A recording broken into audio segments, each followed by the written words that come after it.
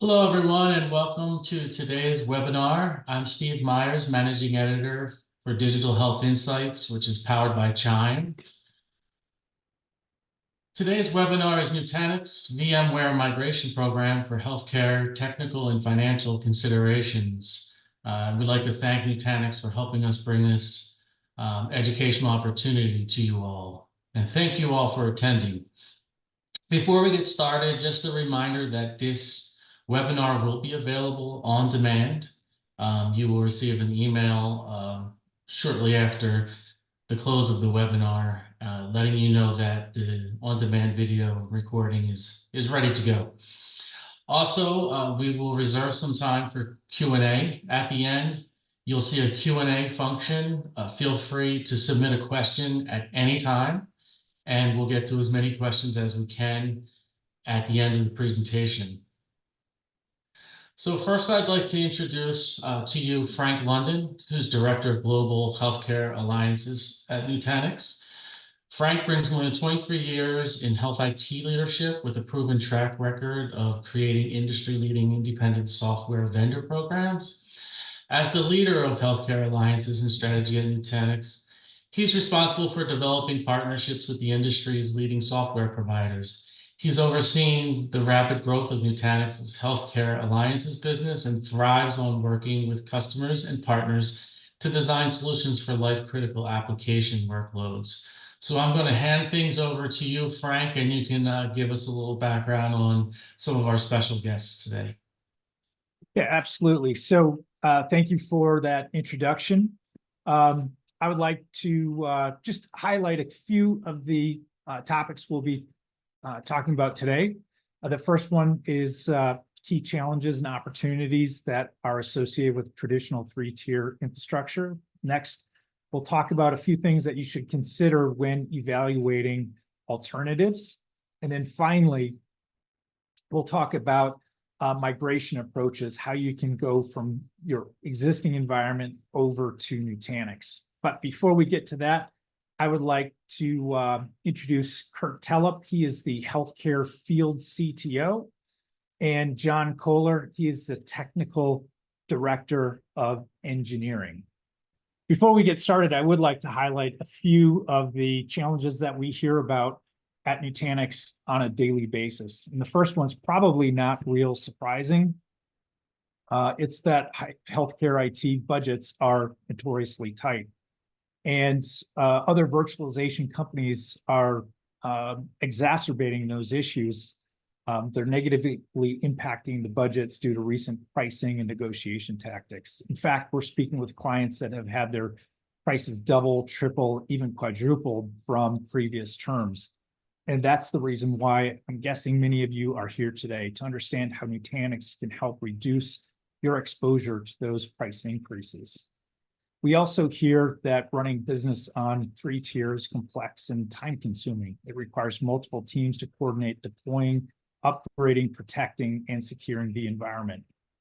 We will share with you how Nutanix eases those burdens and empowers your team to tackle higher value work.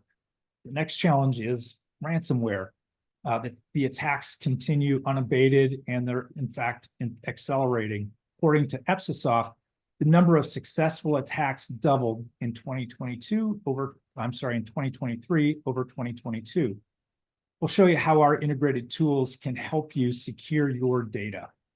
And finally, customers are struggling to realize their cloud goals. Migrating to public cloud is proving to be more difficult than initially thought.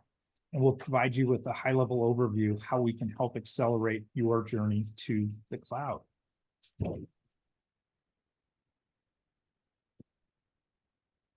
Kurt, do you want to take it from here? Yeah, sure. Thank you very much, Frank. So what Nutanix brings to the table is a true hybrid multi-cloud platform. And I know that sounds like a big mouthful of buzzwords, but we allow you to consolidate environments, give you consistency to how you manage your infrastructure and your applications and your data, irregardless of where it lives. And in many cases, we automate away many of the time-consuming tasks that you do from an infrastructure perspective, and we remove unnecessary or outdated ones, right? We were born based on some very key tenets around cloud-centric software design, right? Distributed computing, no single point of failure. Nothing in the Nutanix stack is special or a unicorn or can only do a single function, right? We are a software-defined stack that allows you to have any component fail, and another one is ready to take over, similar to what you would expect to see out of an AWS or an Azure or the large hyperscalers. But we allow you to bring that into your data center. We're going to talk about some of the value of doing that and some of the ways that we enable you to do it, right? We also give you the ability to take even complex applications, right, with multiple dependencies. I talk to a lot of hospitals. I talk to a lot of health systems. Even the smallest one of my favorite customers that I work with is a small dental practice in Pennsylvania. They have a little 3-node Nutanix cluster runs on-prem, but not only do they have your traditional EMR dental application, and then on top of that, a PACS application, but they've still got small glue apps that kind of help hold everything together, right? So being able to manage those dependencies within one stack, whether that's running in the cloud or on premises, is really a game changer, right? One kind of great hybrid cloud story that people like to talk about is burstability, right? The value of running in the cloud is the fact that if I need another server, if I need another VM, I can just get it like that. And that was always, for years, we talked about, hey, I need more of this particular workload type. I'll use Citrix desktops as an example. Hey, we just acquired another health system. We need to bring all these folks in. We don't have time to wait for hardware, just burst it into the cloud. Well, without Nutanix, that is not a trivial task to do. You have another data center that lives in the cloud that is different hardware, runs different software, has different management requirements, has different skill sets needed in order to run it. It's going to require a lot more knowledge and skill in order to successfully perform tasks like that than if you have something that can provide you with a true platform that levels the playing field, right? And that's what Nutanix does. We provide that common platform in and outside of the public cloud to make that experience be very push button. So Frank, can you move forward one slide? Obviously, with what's been going on in the industry around hypervisors, people have heard Nutanix as a hypervisor. They've come to me and said, tell me about your hypervisor. It was interesting. I was at HIMSS National this year, and I had everybody and their brother coming up to me and talking about, hey, what can I do to replace ESX? How can I bring in AHV? And there's a lot of, hey, we're more than just a hypervisor, right? We do more than just AHV. And when I start to talk about the whole stack, that's where conversations start to get really exciting. Because a hypervisor by itself isn't going to protect you from ransomware. A hypervisor by itself is not going to, help you run your data, manage your data, see what's happening in your data, right? A hypervisor is going to run virtual machines, and that's it. Really shouldn't matter. It really should be a commodity. So let's talk about kind of the other pieces and how they're impactful within your organization, right? So the bottom left corner is Nutanix Cloud Infrastructure. And that's what we refer to as, the foundational components of everything else that we're going to talk about. And that includes AHV, that includes our hypervisor, which can feature for feature, component for component, replace ESXi in an environment, right? But that's also where things like our distributed storage fabric live, right? That's going to let you retire your SAN fabric, retire external storage arrays, also microsegmentation from a security perspective, data replication. And there's a lot more in there to build that foundation of the data center that's fully integrated together, right, to work as a single unit. We move over into Nutanix Cloud Manager, right? So Nutanix Cloud Manager, that's our suite of tools that give you all of the features and functionality to manage, maintain, automate, audit, evaluate, predict workload growth, do chargeback, show back, manage governance, right? All of that can live within Nutanix Cloud Manager. And that's not just for the Nutanix portions of your environment, right? We can provide automation technologies that can also drive legacy environments running ESXi, environments running natively within the public clouds, right? We can help command and control and help consolidate the management of all those things together. Because let's be honest, a hypervisor switch is a replatforming, and it doesn't happen overnight. No matter what decision our customers are making around where they're going next with their infrastructure, there's going to be a transitionary time. And part of what John and I are going to talk about later, we'll talk about how do you get to that transition, but you also need tools that are going to be able to work through the transition. So once we've really defined our foundation of management infrastructure, then we start to add on the other capabilities that we have, right? Things like unified storage services.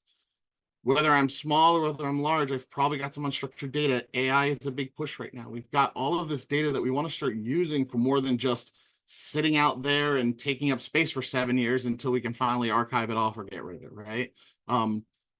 When we start talking about unified services, that we start talking about NAS workloads, object workloads for packs, for example, maybe a database target, right? Maybe for backups, right? And then integrating ransomware protection on top of that. Being able to monitor that data as part of something that's an integrated solution, not something that has to be bolted on later, that can say, hey, this particular user has all of a sudden started accessing this data that they've never accessed before, and they have a very strange pattern of accessing the data. I'm going to shut that user down. Right? Being able to provide those levels of intelligence and automation in the tooling as part of a platform starts to provide additional protection in your environment. Talk about database services, where we talk about managing, provisioning, protecting, and then patching databases, right?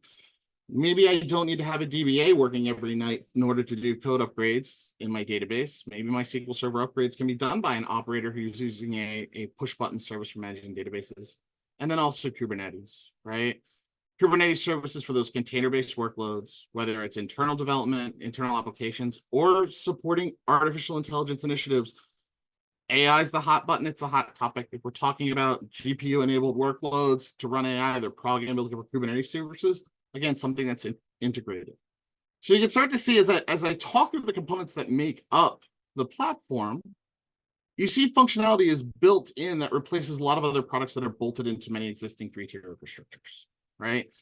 Instead of me having to go and have a storage platform to manage with specialty knowledge and skills, a storage network with specialty knowledge and skills, hypervisor platform, and then a ransomware platform and a security platform, right? We bring all of this functionality into one. So where's the benefit of that? I've got one unified control plane, one set of APIs, one security monitoring management tool, and then lifecycle management that's integrated for all of them. So you can start to see how when we're in the less is more world that healthcare IT especially lives in, and we know that there's fewer people going into healthcare IT. I just did a talk a couple weeks ago at Essex Community College, and we talked about, how can we start to bring more people into healthcare IT fold? Let's start getting more people interested in informatics. Let's start getting more people interested in the management and maintenance of infrastructure that supports healthcare and be excited about that, irregardless of what application we're running, right? We need to simplify the world for our infrastructure admins so that they can work on more important things that are actually going to provide more value to the health system than carving a LUN and attaching it to a virtual system. Can you move me to the next slide, Frank? So this is the key though, right? Is as a software-defined platform, when we start talking about the financials and the dollars and cents and the ROI of running a different platform, making a change to our platform, oftentimes we end up getting locked in, right? Whether it's data gravity, I've got so much data that I just can't pick it up and move it. It's too difficult to move. Or I'm running a platform that has me locked to a particular hardware vendor, and that particular hardware vendor is tying my purchases to another purchase, and I just don't have a choice. I'm stuck where I'm at. At Nutanix, we believe that you should have choices. And we are very, very strongly opinionated that you should have a choice, right? Whether that's what cloud you want to run in, on premises, you're in private cloud, you want to run in AWS or Azure, right? All of our licenses are transferable. You can start running in, say, your private cloud and move up to AWS as your workload demands it or requires it. Or maybe you're in AWS and you realize, hey, it's a lot less expensive. I moved to Azure. Great, bring those licenses over and you run in Azure, right? We don't want to lock you in any particular physical location for you to run your workload. And you can split them and as much as you want and distribute whatever's necessary. We do provide you this hypervisor choice, right? Like I said, there's going to be transitionary periods. I don't think anybody's going to 100% leave Broadcom and VMware. There's always going to be something that will only run there for one reason or another, right?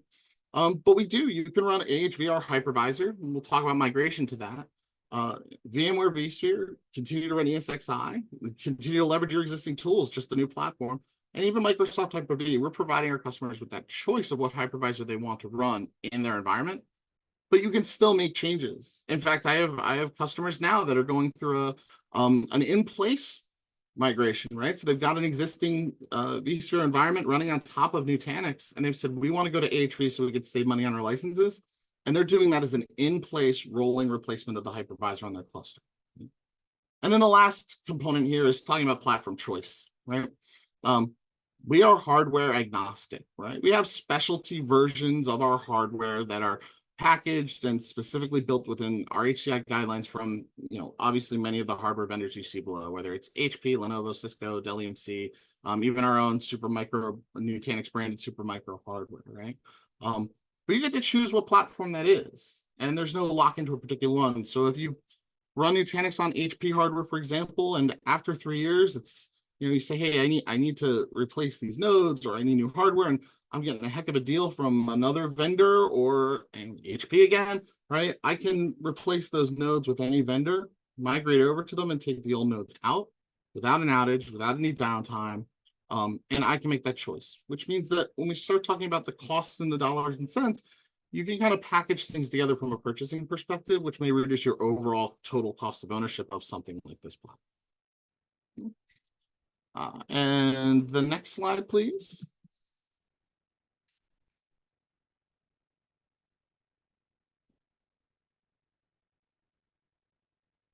There we go.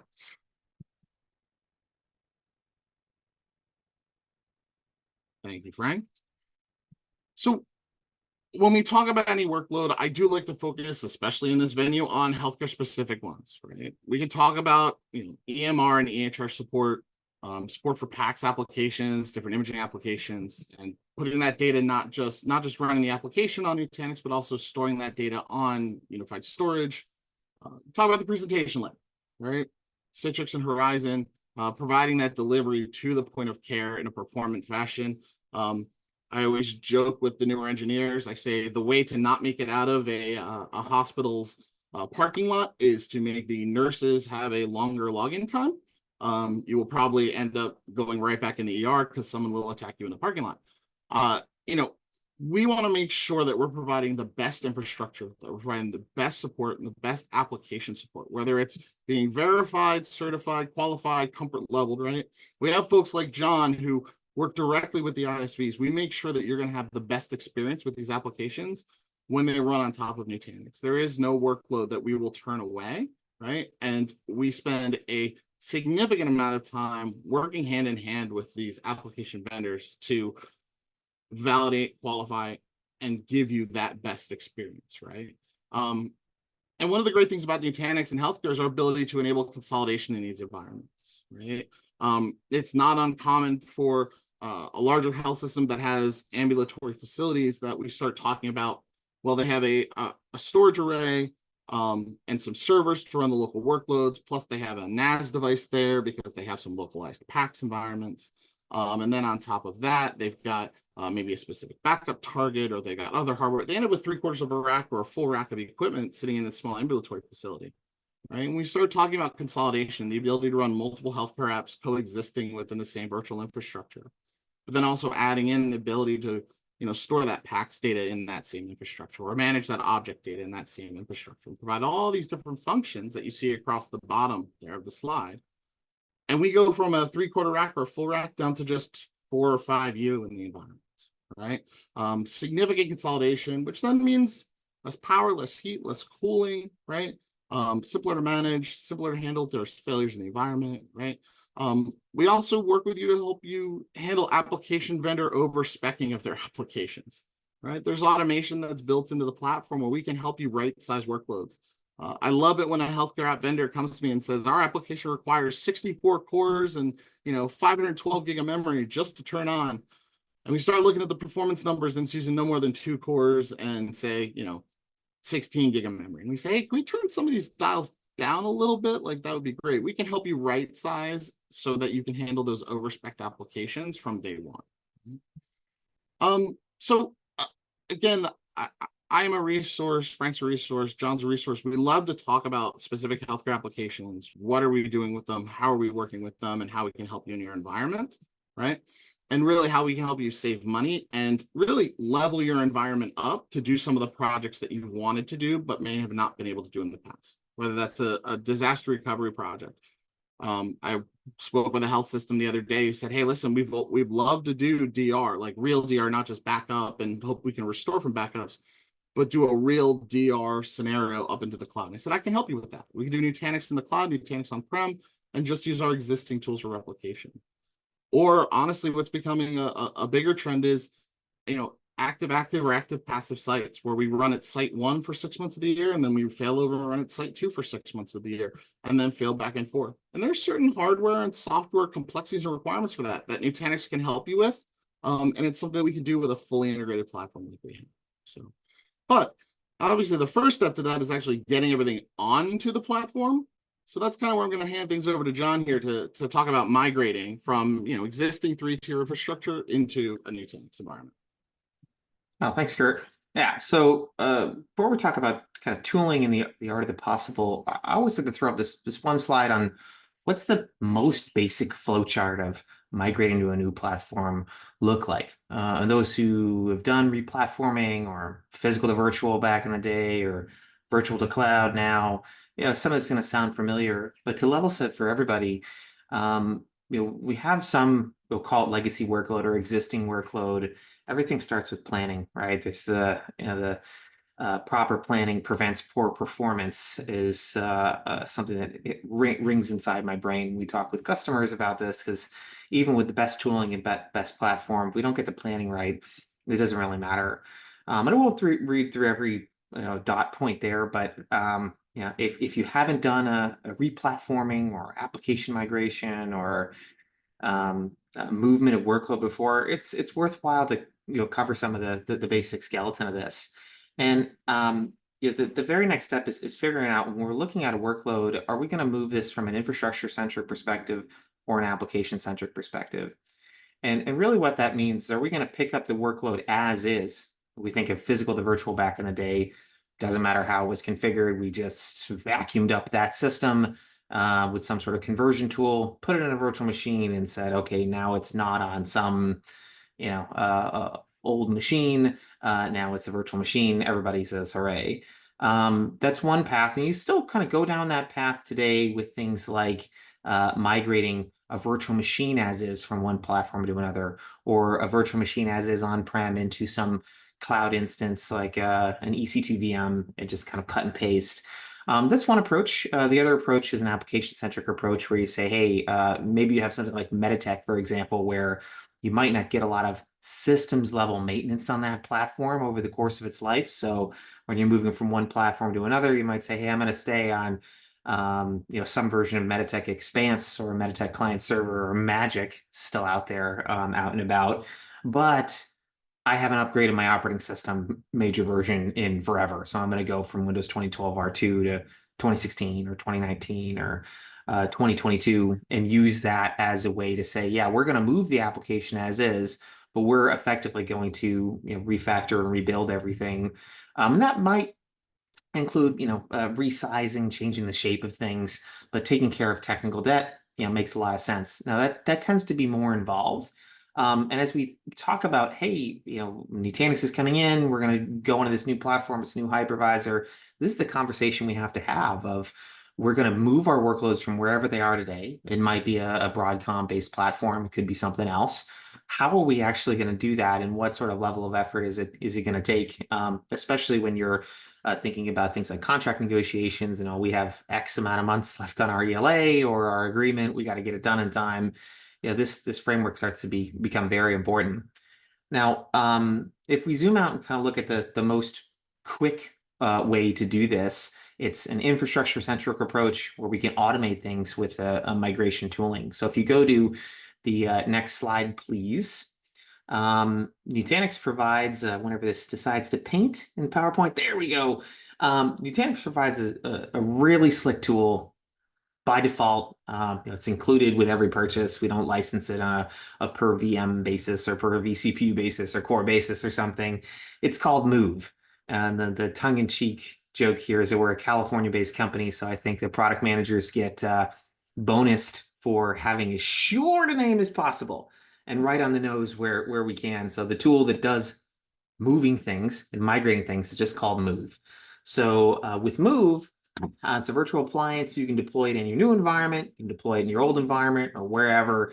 It doesn't really matter. But what it does is it can connect a leg into your existing on-prem virtualization platforms like ESXi or Hyper-V, or even existing cloud native platforms inside of AWS or Azure, or VMware's VMC that's hosted in AWS, and say, hey, I can understand the layout, topology, inventory of everything inside of that system, like a vCenter-like view or system center-like view, and then map all of that over to Nutanix-based infrastructure, which is really quite slick. It guides you through making migration plans, which you can say, hey, let's move one system at a time, or one application at a time, or one cluster at a time. Pulls all of the data at an infrastructure level, and that infrastructure-centric approach that I had in my previous slide. So the virtual machine contents are the same, the OS is the same, the IP is the same. You can even have it retain the MAC address if you have legacy applications that still love to key off of the MAC address for their license code. You can have it keep the MAC address of a VM as it comes over. And it does all of this stuff for you. It's a super simple wizard. It's like 5 or 6 steps. It even installs and uninstalls drivers for you and completely sets everything up. But it also gives you the tools to say if there's, for some reason, you have to maybe some segmented or firewalled off network where the move tool can't get into that VM to set up drivers and stuff in advance. It'll give you all of the information you need to do it yourself if it can't do it automatically. And it also maps networks back and forth. So if something's on a virtual switch or a distributed virtual switch with some port group name, you can map it through to all the destination networks. And once you get that done, it vacuums up all the data from wherever platform it's coming from, uses change block tracking to keep ahead of or keep on top of any changes that are occurring in the environment. So if you had your cutover window on a Friday and you wanted to set this up on a Monday or 2 weeks in advance or whatever, you tell it what you want to do, you map it all together. You can even have this test out the migration to fail it over before you actually fail it over, to put it in a little test bubble in advance. But once you get it set up, it'll get all the initial data. If that's, let's just say it's 50 terabytes of data, vacuums it all up, and then it keeps on track of the deltas to keep them in sync every few minutes, so that when you get to your migration window, the amount of data you need to copy is very small, the cutover is very quick, it shuts down the old virtual machines, it disconnects their NICs, it even updates the little annotations and notes on the existing virtual machines to say, hey, this is intentionally turned off, it's been migrated over this other system. So someone doesn't come in the next day, drinking their cup of coffee and go, oh crap, the server's down, power back on. So we try to have a high level of fit and finish on this.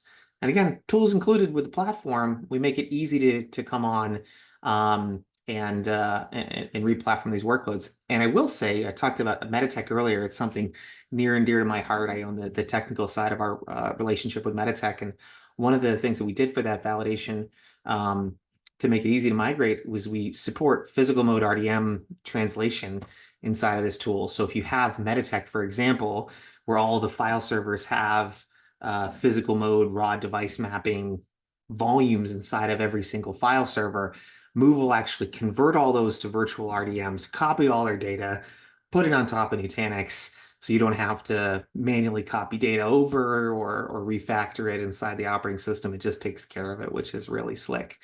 So we try to make it easy. So if you go to the next slide, please. And thank you, John, for that. So you might be asking, hey, this sounds great. Nutanix is a great platform. Migration, you guys help make it easy. But, at the end of the day, we still might have to be running 2 platforms alongside each other, which increase costs. We have to do all this migration planning. So Nutanix came together and created this VMware to Nutanix migration promotion. And it helps ease that burden. And what does it include? 1 year of free licensing for new Nutanix customers running VMware. We get free deployment and migration services for VMware workloads. There is a maximum value, there's a cap on that. And finally, for those of you moving to public cloud, we have some special discounts for you as well. So if you want to get more detail on that program, I would encourage you to contact me, Frank London, at frank.london@nutanix.com. And I can provide you with contact information. I can introduce you to your local friendly Nutanix healthcare rep. If you would like to learn a little bit more about the detail of the VMware to Nutanix migration program, you can simply Google that term and visit our website.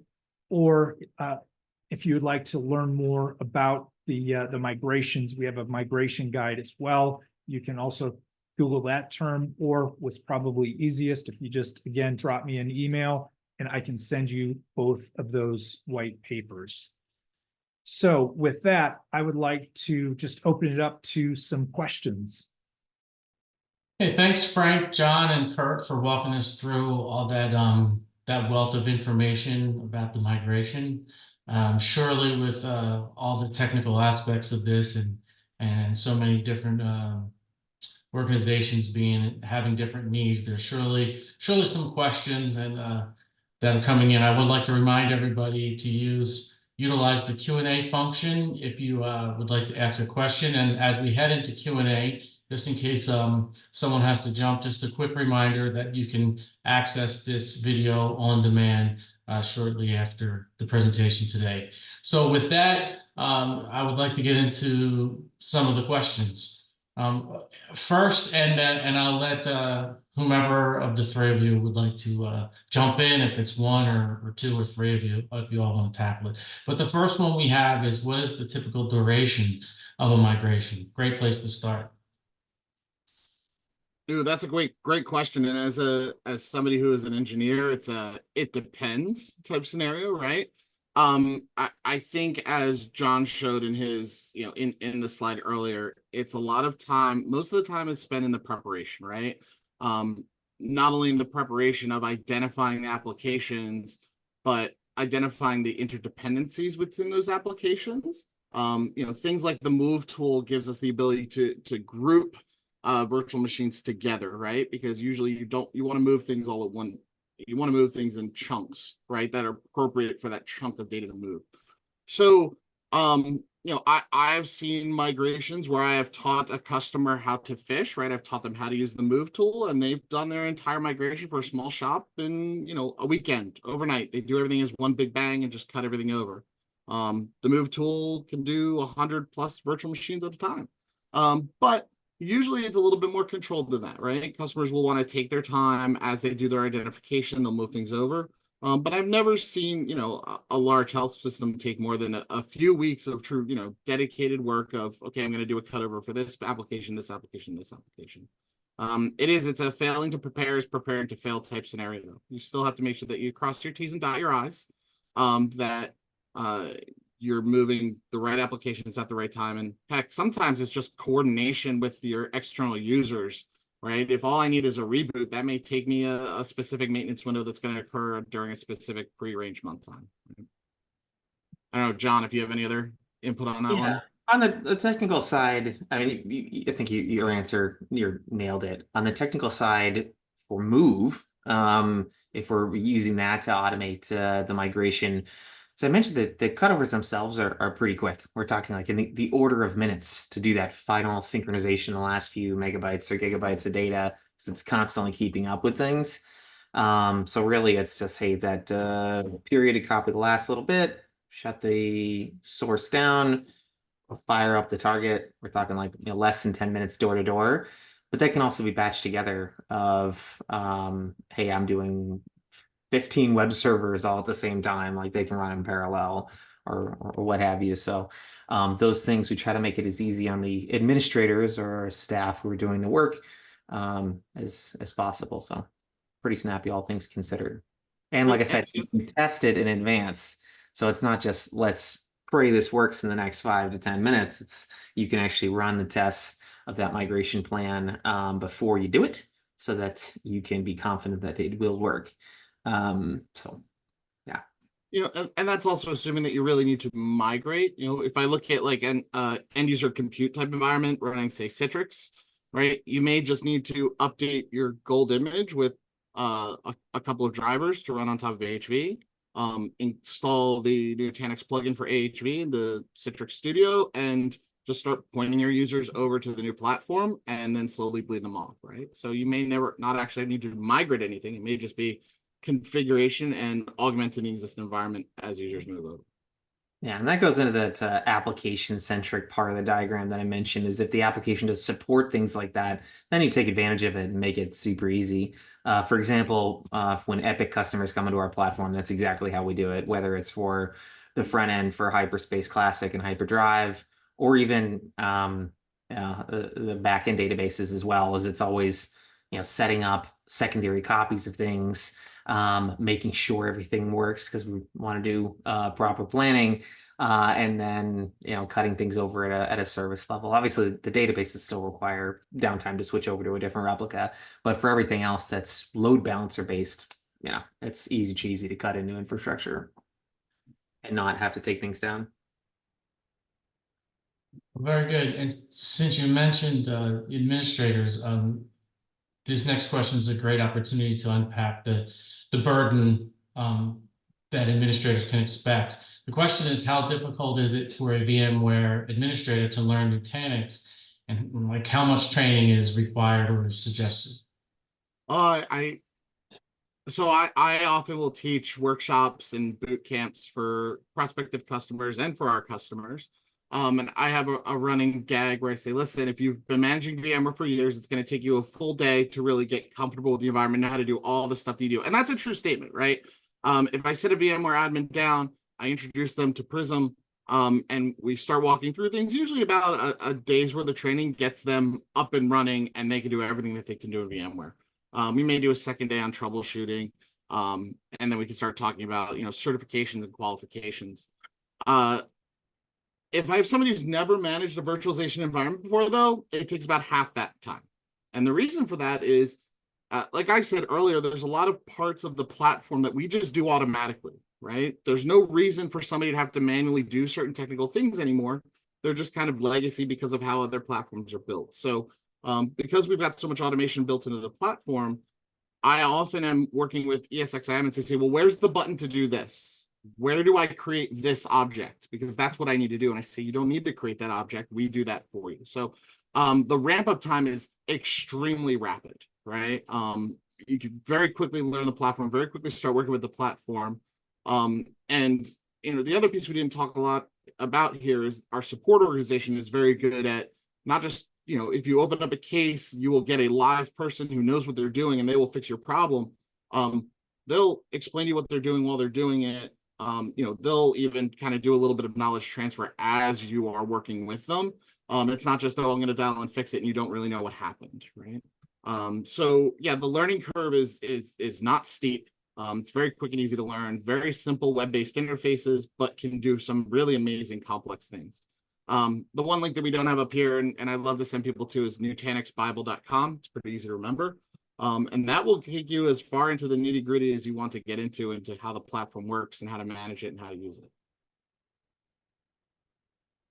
Very good. That sounded pretty definitive. I don't know if any of the other two have any additional insights. If not, we can shift the gear here a little.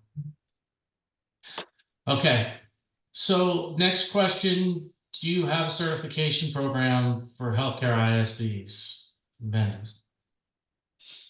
So I'll field that. We work with ISVs in two ways. One, we have a program called Nutanix Ready, and we work with the ISV and identify what type of functional testing we need to do to ensure that customers are successful. And we provide the platform and the help and everything for that on our premise. We also work with larger ISVs. We ship them equipment, and we teach them how to set it up, and we work with them on their testing tools to ensure that we are meeting their standards. So there are really two, certifications that we typically do with ISVs. And John, I don't know if you have any additional input there, but from a programmatic perspective, that's how we work with the healthcare software vendors. Yeah, I think you hit it on the head. And our focus is the focus of the masses, right? So we've got very good relationships with all the large ISVs. But there's 10,000 other small ones for other niche things that we may have not had a conversation with because they're not a representative of a super huge cross section. But that doesn't mean that we won't work with them or anything like that. So we talk with new ISVs on weekly and monthly basis, especially these days with their customers are coming to talk to them, and then they say, hey, who are these guys at Nutanix? We need to do some testing or get some more learning or kick the tires, whatever we need to do. And the whole idea there is we try to take care of that in advance of customers saying, hey, will this work on our platform and so on. So try to make things as easy and straightforward as we can. Very good. So now let's shift over to talk about maybe a potential client that does not have Nutanix. What applications would you recommend they migrate first if they don't have Nutanix right now? I'll take that one. So yeah, I am always a fan of a risk-oriented approach, right? Where you're always migrating, looking at your lowest and slowest tier of applications first.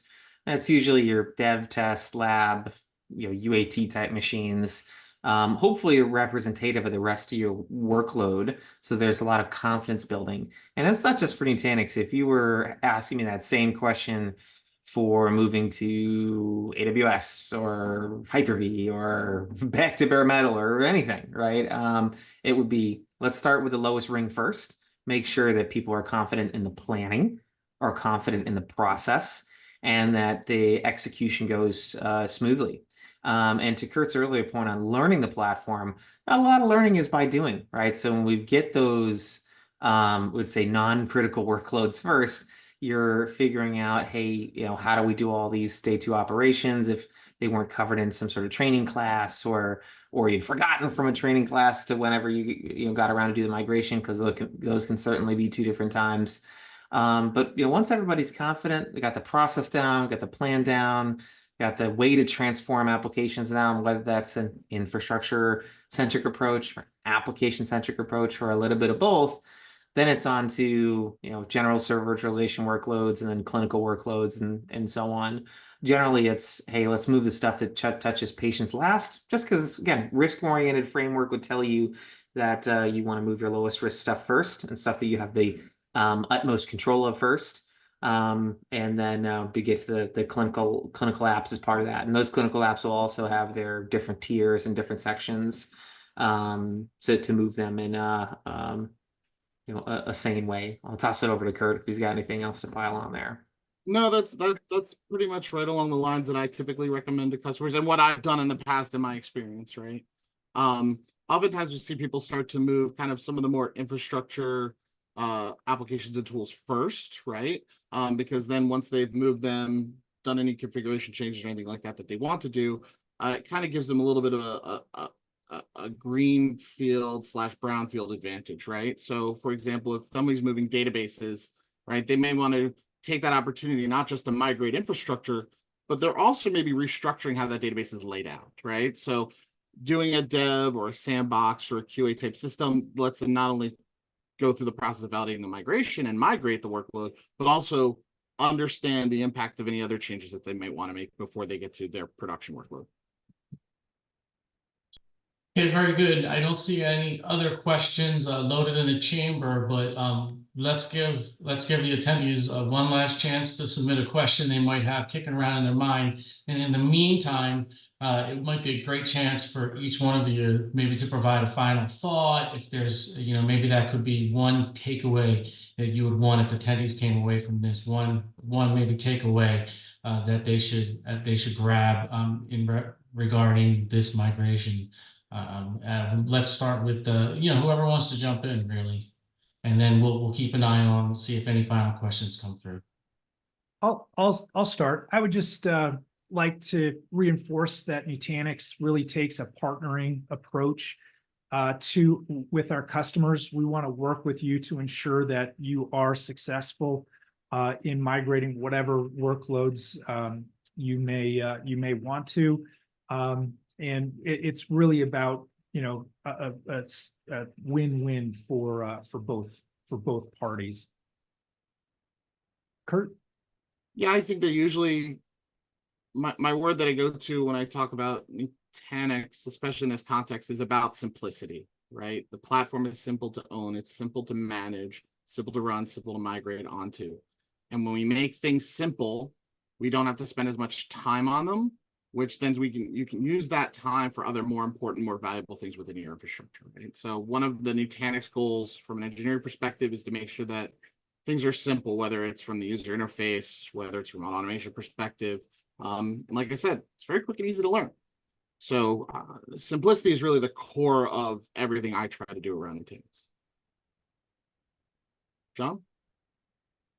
Yeah, I mean, from my side on the technical side from engineering, the takeaway here is like this platform's very capable, easy to use, and flexible as well. So if people are going to have workloads of all different shapes and sizes, and Nutanix is a great fit for at least taking a look, right? It's all we can ask when we twist anybody's arm. So we put in the work on the engineering side with both our ISV partners as well as on the products and platforms to get them fit for purpose and a nice home for your applications, whether those be clinical apps, non-clinical apps, next generation cloud native type apps.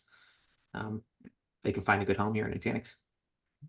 Perfect, thank you. Well, I know that often questions come in after the fact, and for that reason, you see the contact information there on the final slide. So welcome you to reach out with any questions you have. And also, again, this will be available on demand. There's a lot of great information, packed into this 45, 50 minutes. And so it may help just to go back in and view something, view some of the slides, listen to the guys explain things.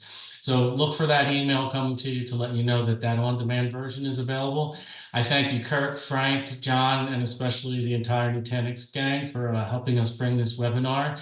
Thank you to all the attendees who attended. And that concludes today's webinar. Thank you very much.